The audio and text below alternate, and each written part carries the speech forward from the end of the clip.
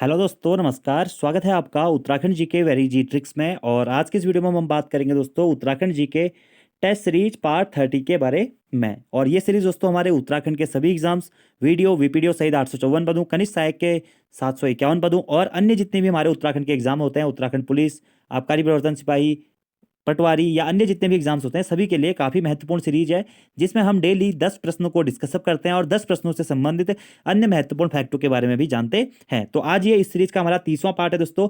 तो अगर आप लोगों को वीडियो पसंद आती है तो वीडियो को लाइक जरूर करिए दोस्तों। कमेंट्स में जरूर बताएं आपको वीडियो कैसे लगी और अपने दोस्तों के साथ में अधिक से अधिक हमारे चैनल को शेयर जरूर करें। तो चलिए शुरू करते हैं आज की इस वीडियो को। और आज का हमारा पहला प्रश्न है कि थॉमसन कॉलेज को विश्वविद्यालय का दर्जा कब प्राप्त हुआ था। अब बात करते हैं सबसे पहले दोस्तों, ये थॉमसन कॉलेज था क्या। तो एशिया का सबसे प्रथम इंजीनियरिंग कॉलेज की स्थापना कहाँ की गई थी? रुड़की में की गई थी। ठीक है, रुड़की में एशिया के प्रथम इंजीनियरिंग कॉलेज की स्थापना की गई थी। और कब की गई थी? 1847 में। तो प्रश्न आपसे दोस्तों बन सकता है कि एशिया के प्रथम इंजीनियरिंग कॉलेज की या भारत के प्रथम इंजीनियरिंग कॉलेज की या उत्तराखंड के प्रथम इंजीनियरिंग कॉलेज की स्थापना कब की गई थी? 1847 में की गई थी। और कहाँ की गई थी? हरिद्वार जनपद के रुड़की में की गई थी।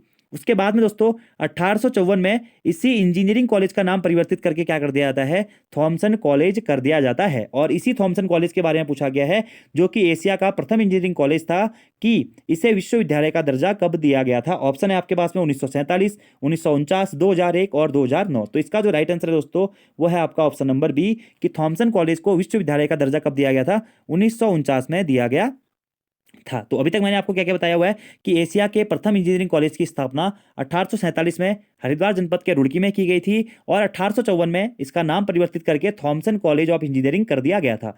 इसी थॉमसन कॉलेज ऑफ इंजीनियरिंग को दोस्तों 1949 में विश्वविद्यालय का दर्जा प्राप्त हुआ था, जो कि आपसे एग्जाम में भी पूछा जा चुका है। और 1949 में ही दोस्तों इसका नाम परिवर्तित करके फिर कर दिया जाता है क्या? रुड़की विश्वविद्यालय। तो प्रश्न ये भी बन सकता है आपसे कि एशिया के प्रथम इंजीनियरिंग कॉलेज का नाम रुड़की विश्वविद्यालय कब किया गया? तो ये किया गया दोस्तों कब? 1949 को। ठीक है, इसी के साथ साथ दोस्तों जो हमारा ये रुड़की विश्वविद्यालय था, इसे आईआईटी का दर्जा कब दिया गया, यानी कि भारतीय प्रौद्योगिकी संस्थान का दर्जा कब दिया गया?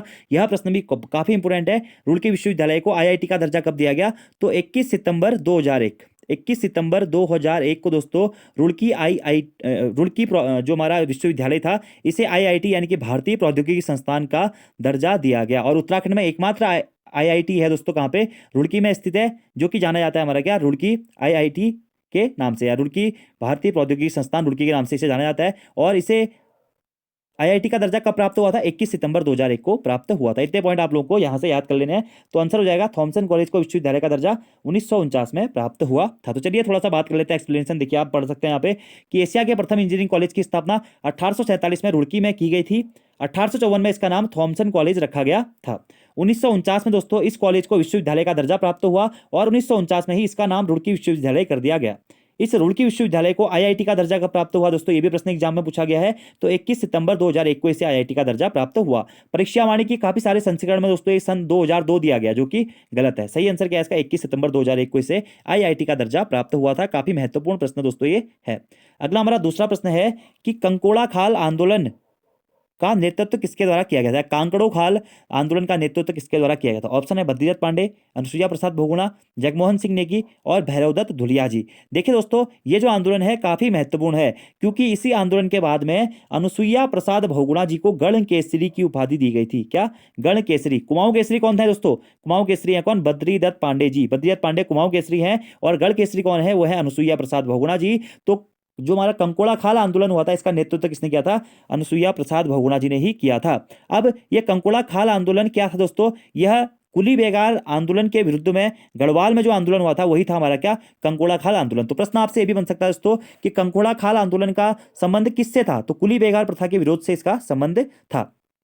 और यह कंकोड़ा खाल आंदोलन का नेतृत्व अनुसुईया प्रसाद बहुगुणा ने तो क्या था, लेकिन कब किया था? ये डेट याद रखनी है आपको, 12 जनवरी 1921 को किया था। ठीक है, और कहां से किया था?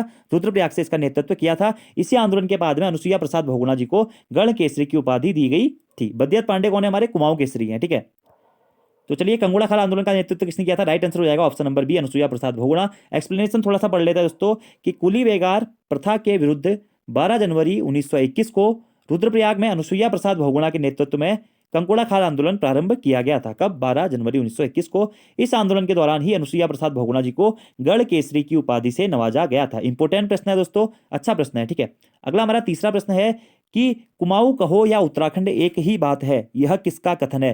काफी अच्छा क्वेश्चन है दोस्तों। आपसे इस प्रकार के प्रश्न पीसीएस में पूछे जा सकते हैं और वीडियो वाले एग्जाम में भी पूछे जा सकते हैं, क्योंकि एग्जामिनर पहले से पूछता हुआ आ रहा है इस प्रकार के प्रश्नों को भारत के इतिहास के संबंध में। तो उत्तराखंड के इतिहास से भी ये प्रश्न बन सकते हैं कि कुमाऊं कहो या उत्तराखंड एक ही बात है, यह कथन किसका है दोस्तों? ऑप्शन है गंगादत्त पांडे, बद्रीदत्त पांडे, हरगोविंद पंत या गोविंद बल्लभ पंत। तो इसका आंसर है गंगादत्त पांडे का कथन है कुमाऊं कहो या उत्तराखंड एक ही बात है, ठीक है। और 1948 में दोस्तों गंगादत्त पांडे जी ने पहली बार अपने पत्रों में उत्तराखंड शब्द का प्रयोग करते हुए यह कहा था कि कुमाऊं कहो या उत्तराखंड एक ही बात है, क्योंकि उस टाइम पे दोस्तों हमारा गढ़वाल मंडल बना नहीं था, जो भी चलता था कुमाऊं से ही चलता था, ठीक है। कुमाऊं एक जनपद के रूप में था, फिर इसके सब जनपद हमारे बाद में बनाए गए थे, ठीक है। तो कुमाऊं कहो या उत्तराखंड एक ही बात है, इसका कथन है गंगादत्त पांडे जी का कथन है। थोड़ा सा एक्सप्लेनेशन दोस्तों पढ़ लेते हैं कि 1948 में गंगादत्त पांडे जी ने पहली बार अपने पत्रों में उत्तराखंड शब्द का प्रयोग करते हुए कहा कि कुमाऊं कहो या उत्तराखंड एक ही बात है।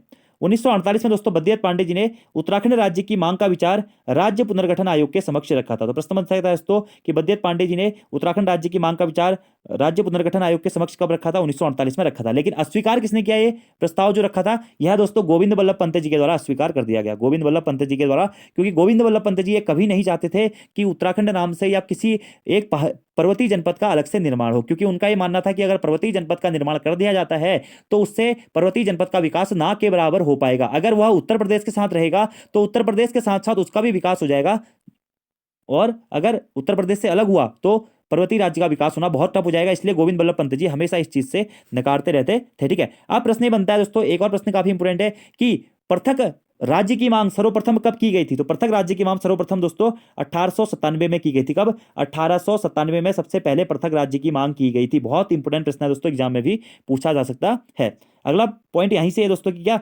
पर्वतीय जन समिति विकास का गठन कब किया गया था? 1950 में पर्वतीय जन विकास समिति का गठन किया गया था। तो ये एक्सप्लेनेशन भी आप जरूर नोट डाउन कर लीजिएगा।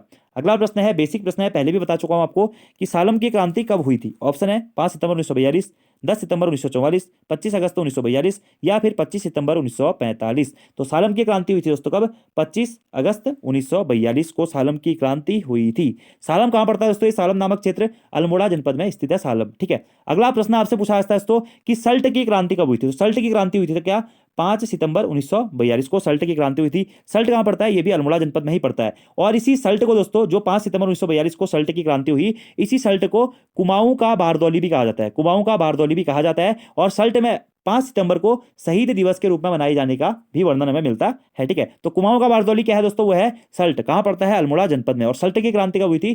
5 सितंबर 1942 को। वहीं दोस्तों गढ़वाल का बारदौली क्या है? गढ़वाल का बारदौली है गुजड़ू क्षेत्र, जो कि एग्जाम में भी पूछा जा चुका है। गुजड़ू कहां पड़ता है? पौड़ी गढ़वाल जनपद में पड़ता है। और यहां पर आपसे प्रश्न था कि सालम की क्रांति कब हुई थी? तो इसका राइट आंसर हो जाएगा 25 अगस्त 1942 को अल्मोड़ा के सालम में ये सालम की क्रांति हुई थी। अब सालम की क्रांति से कुछ महत्वपूर्ण हमारे प्रश्न बनते हैं दोस्तों कि सालम का भगत सिंह या सालम का सुभाष चंद्र बोस किसे कहा जाता है? तो प्रताप सिंह बोरा, प्रताप सिंह बोरा को सालम का भगत सिंह या सालम का सुभाष चंद्र बोस कहा जाता है। वहीं प्रश्न पूछा जाएगा अगर कि सालम का शेर किसे कहा जाता है? तो सालम का शेर दोस्तों राम सिंह आजाद को कहा जाता है, जो कि एग्जाम में भी पूछा गया है। सालम का शेर कौन? राम सिंह आजाद। और सालम का सुभाष चंद्र बोस या सालम का भगत सिंह किसको कहा जाता है? प्रताप सिंह बोरा जी को कहा जाता है। ये सालम कहां पड़ता है? अल्मोड़ा जनपद में पड़ता है। इतने पॉइंट आप लोगों ने डायरेक्टली नोट डाउन कर लिए होंगे। बाकी आप यहाँ पे पढ़ सकते हैं कि सालम का भगत सिंह या सुभाष चंद्र बोस है प्रताप सिंह बोरा, सालम का शेर है आजाद राम सिंह आजाद। और सल्ट की क्रांति कब हुई थी? 5 सितंबर 1942 को हुई थी। कुमाऊं का बारदौली इसे कहा था, किसने कहा था? महात्मा गांधी जी ने सल्ट को कुमाऊं का बारदौली कहा था। अगला हमारा प्रश्न है 5वां कि उत्तराखंड में शासन करने वाली प्रथम राजनीतिक शक्ति कुलिंद किसके समकालीन थे? कुषाणों के, शकों के, मौर्यों के या फिर गुप्तों के? तो अच्छा प्रश्न है दोस्तों कि सबसे पहला प्रश्न तो यहां से बनता है कि उत्तराखंड में शासन करने वाली प्रथम राजनीतिक शक्ति कौन सी थी या प्रथम राजनीतिक वंश कौन सा था? तो वो था दोस्तों हमारा कौन सा? कुलिंद राजवंश। सबसे प्रथम राजवंश कौन सा था?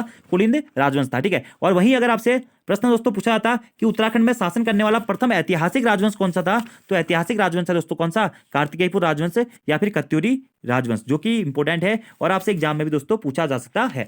अब देखिए, मैंने कल एक वीडियो बनाया, उसमें मैं आपको कार्तिकेयपुर राजवंश के बारे में एक्सप्लेनेशन कर रहा था। तो मैंने वहां पर एक लाइन बोली थी, मैंने लाइन बोली थी कि उत्तराखंड में प्रथम राजनीतिक एकता वाला वंश कौन सा है। देखिए दोस्तों, दोनों प्रश्न अलग अलग है, 2-3 लोगों के कमेंट आए थे, इसलिए मैं यहां पे क्लियर कर रहा हूं। देखिए, 2 प्रश्न है यहां से। उत्तराखंड में शासन करने वाली प्रथम राजनीतिक शक्ति कौन सी थी? वो थी कुलिंद राजवंश, कुलिंद राजवंश। उत्तराखंड में शासन करने वाली प्रथम ऐतिहासिक शक्ति कौन सी थी, या प्रथम ऐतिहासिक राजवंश कौन सा था? वो था दोस्तों कौन सा? कत्यूरी राजवंश या कार्तिकेयपुर राजवंश। वहीं जो मैंने कल आपको बताया था, वो बताया था कि उत्तराखंड में प्रथम राजनीतिक एकता वाला वंश कौन सा था। उत्तराखंड में प्रथम प्रथम राजनीतिक एकता वाला वंश, तो प्रथम राजनीतिक एकता वाला वंश पूछेगा तो वो भी दोस्तों हमारा कौन सा है? कार्तिकेयपुर राजवंश या कत्यूरी राजवंश ही है। तो ये मैंने एक्सप्लेनेशन में बताया था। आप लोग में से काफी सारे लोगों के कमेंट आए थे कि सर उत्तराखंड का प्रथम राजनीतिक मतलब शासन करने वाला वंश तो कुलिंद है, लेकिन मैंने प्रश्न ये नहीं पूछा था दोस्तों। प्रश्न मैंने आपको बताया था कि उत्तराखंड में प्रथम राजनीतिक एकता वाला वंश, तो प्रथम राजनीतिक एकता वाला वंश पूछेगा तो वह हमारा कार्तिकेयपुर राजवंश या फिर कत्यूरी राजवंश। ये पॉइंट आपको दोस्तों जरूर नोट करना है, क्योंकि ऐसे प्रश्नों में अधिकतर गलती करने की पॉसिबिलिटी रहती है, जैसा कि आप लोग कमेंट बॉक्स में कह रहे थे। अब प्रश्न यह है कि उत्तराखंड में शासन करने वाली प्रथम राजनीतिक शक्ति कौन सी थी? वो थी दोस्तों कौन सी? कुलिंद राजवंश। इसी के साथ साथ दोस्तों, उत्तराखंड में शासन करने वाला प्रथम राजवंश, अगर ना राजनीतिक पूछे ना ऐतिहासिक पूछे, नॉर्मली पूछे कि उत्तराखंड में शासन करने वाला प्रथम वंश कौन सा था, तो वो भी दोस्तों हमारा कौन सा था? कुलिंद राजवंश ही था। ठीक है दोस्तों, कुलिंद को ही कुलिंद पुलिंद के नाम से भी जाना जाता है। और यह किसके समकालीन थे? तो ये दोस्तों माने जाते हैं मौर्यों के समकालीन। ऑप्शन नंबर सी इसका राइट आंसर हो जाएगा। तो थोड़ा सा दोस्तों कुलिंद या कुलिंद राजवंश के बारे में जान लेते हैं। ठीक है, कि कुलिंद राजवंश के जो जानकारी हमें मिलती है कहां से मिलती है दोस्तों? उनके अभिलेखों से मिलती है, उनकी मुद्राओं से मिलती है। ठीक है, इसी के साथ साथ दोस्तों हमें महाभारत के वन पर्व में भी हमें इस बात का जिक्र मिलता है कि कुलिंदों का शासन उत्तराखंड में रहा है, और इनकी राजधानी महाभारत के वन पर्व के अनुसार कहां बताई गई है? श्रीपुर बताई गई है। ठीक है, और कुलिंदों के लिए द्विज शब्द का प्रयोग किया गया है, जो कि एक बार यूकेपीएससी के द्वारा भी एग्जाम में पूछा जा चुका है। कौटिल्य के अर्थशास्त्र से हमें कुलिंद राजवंश के बारे में जानकारी मिलती है। पाणिनि की अष्टध्यायी से हमें जानकारी मिलती है। टॉलमी ने भी दोस्तों कुलिंड्राइन शब्द का प्रयोग किया था, और टॉलमी ही प्रथम ऐसा यात्री था दोस्तों, प्रथम विदेशी यात्री जो कि उत्तराखंड आया था। कौन था? टॉलमी था। कौन था? टॉलमी था। विष्णु पुराण में भी दोस्तों हमें कुलिंद राजवंश के बारे में जानकारी मिलती है। इसी के साथ साथ कालसी अभिलेख कहें, भरहूत स्तूप से कहें, या मथुरा स्तूप से भी हमें कुलिंद राजवंश के बारे में जानकारी मिलती है। अब बात करते हैं कि कुलिंद राजवंश का संस्थापक कौन था। तो कुलिंद राजवंश के संस्थापक के रूप में सुबाहु को जाना जाता है, सुबाहु को। ठीक है, और कुलिंद राजवंश का सर्वाधिक शक्तिशाली शासक कौन था दोस्तों? वो था अमोध्यभूति। अमोध्यभूति कुलिंद राजवंश का सर्वाधिक शक्तिशाली शासक था, संस्थापक था सुबाहु। और कुलिंदों की राजधानी कहां थी दोस्तों? ठीक है, तो कुलिंदों की राजधानी क्या थी? परिवर्तनशील राजधानी थी इनकी। स्टार्टिंग समय पे इनकी राजधानी श्रीपुर श्रीनगर में थी। महाभारत काल में इनकी राजधानी कहां थी? श्रीनगर में थी। मौर्य शासन काल में जो जिसके समकालीन हम बता रहे हैं, इस टाइम पे इनकी राजधानी थी कालकूट में। फिर दोस्तों मौर्यों के बाद में इनकी राजधानी हो गई थी शत्रुघ्न नगर, स्थानांतरित हो गई थी। अब बात आती है कि शत्रुघ्न नगर किसका प्राचीन नाम था। देखिए दोस्तों, सुध नगर है कालसी का प्राचीन नाम या देहरादून का प्राचीन नाम, और शत्रुघ्न नगर है दोस्तों कहां का? उत्तरकाशी का प्राचीन नाम। और इनकी अंतिम राजधानी फिर बाद में बेहट स्थानांतरित हुई, और इसके बाद में इनका क्या हो गया था? अंत ही हो गया था कुलिंद राजवंश का। ठीक है, अब बात आती है कि कुलिंदों की राजधानी परिवर्तनशील थे। श्रीनगर से कालकूट, कालकूट से शत्रुघ्न नगर, शत्रुघ्न नगर से कहां पे? बेहट। ठीक है, तो यहीं से बनता है दोस्तों कि कुलिंदों का स्वर्णिम काल किस राजा के काल को कहा जाता है। तो कुलिंदों का स्वर्णिम काल अमोध्यभूति के काल को कहा जाता है, जो कि क्या था? कुलिंद राजवंश का सबसे शक्तिशाली और महत्वपूर्ण या प्रतापी शासक था।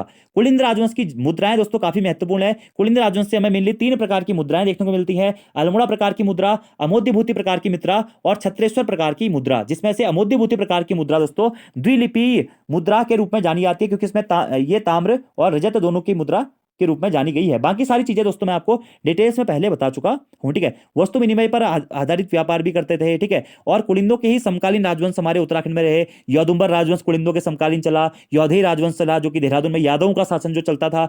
राजकुमार ईश्वरा का शिलालेख जहां का हमें मिलता है। ठीक है, और काली डांडा से प्रारंभिक शिलालेख हो गया। तो ये काफी सारी चीजें हैं, इसके बारे में आप डिटेल्स में पढ़ सकते हैं। तो यहाँ पर हम जानकारी ले लेते हैं कि कुलिंद राजवंश उत्तराखंड पर शासन करने वाला प्रथम राजनीतिक शक्ति थी। उत्तराखंड के पहाड़ी क्षेत्रों में लगभग 3वीं-4वीं ईस्वी तक इनका शासन रहा। आरंभ में कुलिंद मौर्यों के अधीन थे। महाभारत काल में भी दोस्तों इनका जिक्र मिला है। ठीक है, और इसके जो कुलिंद थे मौर्यों के अधीन थे, इसकी जानकारी हमें कहां से मिलती है? कालसी अभिलेख से मिलती है, अशोक के कालसी अभिलेख से। देखिए दोस्तों, अगर हम बात करें कुलिंद राजवंश का, तो कुलिंद राजवंश का खुद का कोई भी अभिलेख नहीं था, मतलब वास्तविक रूप से उनका कोई भी अभिलेख नहीं था, लेकिन अन्य राजवंश के अभिलेख से हमें उसकी जानकारी मिलती है। जैसे कि कालसी अभिलेख, भरहूत स्तूप के अभिलेख से, मथुरा स्तूप से हमें इसके बारे में, या कुलिंद राजवंश का कोई राजवंश रहा है, इसकी जानकारी मिलती है। ठीक है, और महाभारत काल से दोस्तों ये राजवंश चला था, ऐसा भी जाना जाता है। उत्तराखंड में भी इसने शासन किया था। अगला हमारा प्रश्न है छठा कि नशा नहीं रोजगार दो का नारा कब दिया गया था। ठीक है, इंपोर्टेंट प्रश्न है दोस्तों। तो नशा नहीं रोजगार दो का नारा दिया गया था कब? 1984 में। 1984 में। और दोस्तों आज के प्रश्नों में आप अपना स्कोर जरूर बताइएगा, क्योंकि आज का जो ये क्वेश्चंस है ये काफी अच्छे लेवल के क्वेश्चंस है। ठीक है, तो इसके आंसर आपको बताने हैं कि आपके 10 में से कितना स्कोर हो रहा है। ठीक है, तो नशा नहीं रोजगार दो का नारा कब दिया गया था? 1984 में दिया गया था। थोड़ा सा इसके विस्तृत रूप से बात कर लेते हैं दोस्तों कि शराब विरोधी आंदोलन के दौरान 1984 में उत्तराखंड संघर्ष वाहिनी ने इस आंदोलन का नेतृत्व संभालते हुए नशा नहीं रोजगार दो का नारा दिया था। ठीक है, तो नशा नहीं रोजगार दो का नारा 1984 में उत्तराखंड संघर्ष वाहिनी के द्वारा दिया गया था। महत्वपूर्ण प्रश्न है। अगला प्रश्न है दोस्तों 7वां कि उत्तराखंड में मुंडकटिया गणेश या सिरकटा गणेश का मंदिर कहाँ स्थित है। ठीक है, तो राज्य में या उत्तराखंड में मुंडकटिया गणेश या सिरकटा गणेश का मंदिर कहाँ स्थित है? यह स्थित है दोस्तों रुद्रप्रयाग में। तो ऑप्शन नंबर ए इसका आपका राइट आंसर हो जाएगा। ठीक है, रुद्रप्रयाग से गौरीकुंड के प्रवेश द्वार पर मुंडकटिया गणेश का मंदिर स्थित है। ये पॉइंट आपको याद रखना है। कहां पे? रुद्रप्रयाग में। इंपोर्टेंट प्रश्न है दोस्तों। ठीक है, अब बात आती है कि रुद्रप्रयाग जनपद की स्थापना कब हुई थी दोस्तों? तो ये हुई थी 1997 में। 1997 में रुद्रप्रयाग जनपद की स्थापना हुई थी, सितंबर 1997 में। ठीक है, कहीं कहीं आप 15 सितंबर पढ़ते हैं, कहीं कहीं आप 18 सितंबर पढ़ते हैं। अलग अलग किताबों में इसका अलग अलग हमें रिकॉर्ड देखने को मिलता है। चमोली की स्थापना कब हुई थी? 24 फरवरी 1960 को चमोली जनपद की स्थापना हुई थी। चमोली के साथ साथ पिथौरागढ़ और उत्तरकाशी जनपद की स्थापना भी 24 फरवरी 1960 को ही हुई थी। पौड़ी गढ़वाल जनपद की स्थापना कब हुई थी दोस्तों? काफी बार एग्जाम में प्रश्न पूछा गया है। 1839 में पौड़ी गढ़वाल जनपद की स्थापना हुई थी। उत्तरकाशी जनपद की स्थापना भी बताई थी मैंने आपको, 24 फरवरी 1960 को हुई थी। ठीक है, अगला प्रश्न आता है कि पुनाड़ किसका प्राचीन नाम था? पुनाड़, तो पुनाड़ दोस्तों रुद्रप्रयाग का ही प्राचीन नाम था। रुद्रावर्त किसका प्राचीन नाम था? तो रुद्रप्रयाग का ही प्राचीन नाम था, रुद्रावर्त। ठीक है, केदारनाथ मंदिर कहाँ स्थित है? रुद्रप्रयाग में ही स्थित है। ये कुछ महत्वपूर्ण प्रश्न थे रुद्रप्रयाग के संबंध में। मुंडकटिया गणेश का मंदिर भी यहीं पर स्थित है। ठीक है, रुद्रप्रयाग में ही दोस्तों कुछ हमारे महत्वपूर्ण स्थल है, जैसे कि सबसे महत्वपूर्ण जो कि एग्जाम में भी आपसे पूछा गया है, बासुकी ताल। बासुकी ताल कहाँ स्थित है? तो रुद्रप्रयाग जनपद में ही स्थित है। एग्जाम में दोस्तों ये प्रश्न एग्जाम में पूछा भी जा चुका है। ठीक है, सरवधी ताल कहाँ स्थित है? उत्तरकाशी जनपद में ही स्थित है। गांधी सरोवर कहाँ स्थित है? सॉरी, और रुद्रप्रयाग जनपद में स्थित है। गांधी सरोवर कहाँ स्थित है? रुद्रप्रयाग जनपद में ही स्थित है। ठीक है, तो देखिए रुद्रप्रयाग से गौरीकुंड के प्रवेश द्वार पर मुंडकटिया गणेश का मंदिर स्थित है। रुद्रप्रयाग में नंदी कुंड है, गौरी कुंड है, भौरी अमोला कुंड है, पैया ताल है, बरमी बुग्याल है, महेश्वर मद महेश्वर बुग्याल भी हमारा रुद्रप्रयाग में ही स्थित है। इतने पॉइंट आपको यहाँ से नोट डाउन करने हैं। अगला हमारा 8वां प्रश्न है, राज्य में टाइगर वॉच योजना की शुरुआत कब से की गई थी? अच्छा प्रश्न है दोस्तों कि राज्य में टाइगर वॉच परियोजना की शुरुआत कब से की गई थी? 1989 से 90, 90 से 91, 91 से 92 या फिर 92 से 93। तो ये की गई थी 91 से 92 के बीच में। तो ऑप्शन नंबर सी आपका इसमें राइट आंसर हो जाएगा कि राज्य में टाइगर वॉच योजना की शुरुआत कब से की गई थी? 1991 92 से की गई थी। ठीक है, अगला दोस्तों यहां से एक प्रश्न और बनता है कि देश का पहला टाइगर रिजर्व जो हमारा राष्ट्रीय उद्यान था कौन सा था? वो था दोस्तों कौन सा? जिम कॉर्बेट राष्ट्रीय उद्यान, जो कि पहला टाइगर रिजर्व केंद्र था। 1973 में दोस्तों इसे टाइगर संरक्षण केंद्र या बाघ संरक्षण केंद्र के रूप में घोषित किया गया था। ठीक है, इसी के साथ साथ कुछ हमारे इसी संबंधित कुछ महत्वपूर्ण हम वन्य जीव विहार या अन्य चीजों के बारे में बात कर लेते हैं दोस्तों। क्या कि केदारनाथ वन्य जीव विहार की स्थापना कब हुई थी? महत्वपूर्ण है, ये हुई थी 1972 में। कस्तूरी मृग अनुसंधान केंद्र की स्थापना 1977 में। ये हो जाएगा मेहरुड़ी कस्तूरी मृग अनुसंधान केंद्र, मेहरुड़ी। ठीक है, मेहरुड़ी कस्तूरी मृग अनुसंधान केंद्र 1977 में स्थापना हुई थी। कहाँ स्थित है? बागेश्वर में स्थित है। एक्चुअलिटी दोस्तों ये बागेश्वर में स्थित है। ठीक है, बहुत सारी किताबों में पिथौरागढ़ दिया गया जो कि गलत है। एक्चुअलिटी में इसका अधिकतर क्षेत्र कहाँ आता है? बागेश्वर में आता है। कस्तूरी मृग एवं प्रजनन संरक्षण केंद्र की स्थापना 1982 में हुई थी। कहाँ स्थित है? चमोली में स्थित है। ठीक है, चमोली के कांचुला खर्क में स्थित है कस्तूरी मृग प्रजनन एवं संरक्षण केंद्र। ठीक है, स्नो लेपर्ड योजना की शुरुआत कब से हुई थी? स्नो लेपर्ड योजना की शुरुआत हुई थी 1990 से 91 के बीच में। देखिए टाइगर वॉच योजना की शुरुआत 1991-92 में हुई थी दोस्तों, और स्नो लेपर्ड योजना की शुरुआत 1990-91 में हुई थी। ये एडिशनली पॉइंट आपको डायरेक्टली नोट डाउन कर लेने हैं। अगला हमारा 9वां प्रश्न है कि उत्तराखंड स्टेट सीड सर्टिफिकेशन की स्थापना कब की गई थी? अच्छा प्रश्न है दोस्तों, काफी फैक्चुअली क्वेश्चन है कि उत्तराखंड स्टेट सीड सर्टिफिकेशन की स्थापना की गई थी कब? 14 मार्च 2001 को। ठीक है, तो ऑप्शन नंबर ए इसका राइट आंसर हो जाएगा। और उत्तराखंड स्टेट सीड सर्टिफिकेशन की स्थापना राज्य में गुणात्मक बीजों की उपलब्धता सुनिश्चित करने के लिए की गई थी कि बीजों का विकास करने हेतु। कब? 14 मार्च 2001 को। बहुत महत्वपूर्ण प्रश्न है दोस्तों। ठीक है, अगला हमारा प्रश्न है 10वां कि मानेश्वर मेला किस जनपद में लगता है, या मानेश्वर मेला किस जनपद में आयोजित होता है? पिथौरागढ़, चमोली, देहरादून, पौड़ी गढ़वाल या फिर चंपावत। तो इसका राइट आंसर दोस्तों कहाँ पे? चंपावत में मानेश्वर मेले का आयोजन किया जाता है। मानेश्वर मेला चंपावत, बालेश्वर मेला चंपावत दोस्तों, देवीधुरा का मेला चंपावत, बैसाखी मेला चंपावत। ठीक है, और ये इतने पॉइंट आपको चंपावत से नोट डाउन करने हैं। तो मानेश्वर मेला कहाँ लगता है? चंपावत में, ठीक है। मायावती आश्रम कहाँ स्थित है? ये भी चंपावत में ही स्थित है, ठीक है। श्यामला ताल का मेला कहाँ लगता है? या श्यामला ताल मेला कहाँ लगता है? ये भी चंपावत में ही लगता है। देवीधुरा का मेला कहाँ लगता है? चंपावत में। बग्वाल मेला कहाँ लगता है दोस्तों? चंपावत में। पाषाणी कौतिक मेला कहाँ पे लगता है? चंपावत में, ठीक है। तो लोहाघाट मेला कहाँ पे लगता है? चंपावत में। ये सभी स्थान कहाँ पे स्थित है? चंपावत में ही स्थित है, ठीक है। एक हथिया नौला कहाँ स्थित है? तो एक हथिया नौला भी चंपावत में स्थित है। चंपावत जनपद की स्थापना कब हुई थी? 15 सितंबर 1997 को, ठीक है। कहीं कहीं आपको ये 18 सितंबर 1997 भी देखने को मिलेगा। तो 1997 में इसकी स्थापना हुई थी, किसकी? चंपावत जनपद की, ठीक है। श्यामला ताल कहाँ स्थित है? ये भी चंपावत में स्थित है। श्यामला ताल के पास में क्या स्थित है? स्वामी विवेकानंद आश्रम स्थित है, कहाँ पे? चंपावत में ही। मायावती आश्रम कहाँ पे स्थित है? ये भी चंपावत में ही स्थित है, ठीक है। और जो ये मानेश्वर मेला है दोस्तों, यह दुधारू पशुओं के मेले के रूप में भी जाना जाता रहा है। तो चलिए नोट कर लीजिए यहाँ पे कि जो ये मानेश्वर मेला है, चंपावत के मायावती आश्रम के पास में मानेश्वर नामक चमत्कारी शिला के समीप मनाया जाता है। यह मेला विशेषकर पशु दुधारू पशुओं के स्वास्थ्य के लिए बनाया जाता है। बाकी देवीधुरा का मेला, पाषाण युद्ध मेला, बग्वाल मेला, ये सभी दोस्तों हमारे मुख्यतः कहाँ के मेले हैं? चंपावत जनपद में लगने वाले मेले हैं। बालेश्वर कौतिक मेला, पंचेश्वर मेला, पंचेश्वर डैम कहाँ स्थित है? ये काफी महत्वपूर्ण प्रश्न है। पंचेश्वर डैम भी दोस्तों हमारा ये चंपावत जनपद में स्थित है। चंपावत जनपद दोस्तों क्या है? एक हमारा उत्तराखंड का एक प्रमुख जिला है, ठीक है, जो कि आप ये कह सकते हैं कि नेपाल के साथ में भी अपनी सीमा बनाता है, ठीक है। टनकपुर के साथ में नेपाल से भी अपनी सीमा बनाता है, ठीक है। अंतर्राष्ट्रीय सीमा बनाने वाला जिला है कौन सा? हमारा चंपावत जनपद। इतने पॉइंट आप लोगों को डायरेक्टली नोट डाउन कर लेने हैं। और आज का आपका होमवर्क का क्वेश्चन है दोस्तों कि देश के प्रथम भूकंपरोधी मॉडल के रूप में चुना जाने वाला प्रथम जिला कौन सा था? देश के प्रथम भूकंपरोधी मॉडल के रूप में चुना जाने वाला जनपद कौन सा है? उत्तरकाशी, चमोली, पिथौरागढ़ या फिर रुद्रप्रयाग? इसका आंसर दोस्तों आप लोगों को कमेंट बॉक्स में जरूर देने हैं। और इन 11 प्रश्नों में से आपको अपना स्कोर भी जरूर बताना है। और दोस्तों अगर आपको वीडियो पसंद आती है तो प्लीज शेयर जरूर करें वीडियोस को। देखिए व्यूज तो कम से कम थोड़े बहुत व्यूज तो आने चाहिए वीडियो में यार, ताकि मोटिवेशन मिले। हमें भी आपके लिए अच्छे अच्छे प्रश्न ढूंढने पड़ते हैं। देखिए आप ये जो मैंने आज आपको ये प्रश्न करवाए हैं, यह आपको किसी भी किताब में पर्टिकुलरली नहीं मिलेंगे। ये खुद से बनाए गए प्रश्न है और काफी मेहनत लगती है इस प्रकार के प्रश्नों को बनाने में। तो और आपको भी पता है दोस्तों, ये 10 प्रश्न नहीं, आप 10 के साथ में 100 प्रश्न पढ़ रहे हैं। आप एक दिन किसी दिन प्रश्न अगर नोट करेंगे ना, तब आप लोगों को खुद ही लगेगा कि आप 100 प्रश्न कर रहे हैं। तो प्लीज वीडियो को शेयर जरूर करना, आपको दोस्तों को, अपने दोस्तों को हमारे चैनल के बारे में सजेस्ट जरूर करना है। और अगर आपको उत्तराखंड डीप से पढ़नी है तो आप हमारे उत्तराखंड के ऑनलाइन कोर्स से भी जुड़ सकते हैं, जिसकी जानकारी आपको नीचे डिस्क्रिप्शन बॉक्स में मिल जाएगी। तो आज की इस वीडियो में इतना ही दोस्तों। Thank you, thanks for watching video, see you next time.